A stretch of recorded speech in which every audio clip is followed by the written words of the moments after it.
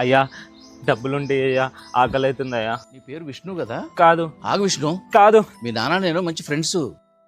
నువ్వు ఇలా అడుక్కోవడం ఏంటి విష్ణు? నాన్న యాక్సిడెంట్లో చనిపోయిన తర్వాత అమ్మకు కూడా అస్సలు హెల్త్ బాగాలేదు అంకుల్.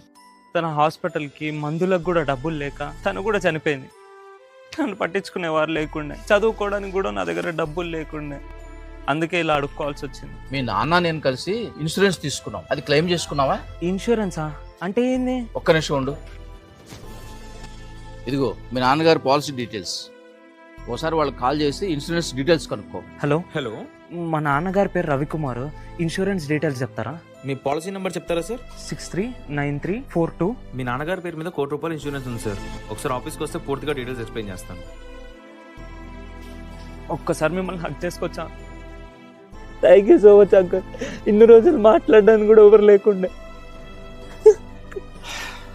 ఇప్పుడు వెళ్ళి నువ్వు అనుకున్న చదువు కంప్లీట్ చేయి, లైఫ్లో గెలువు.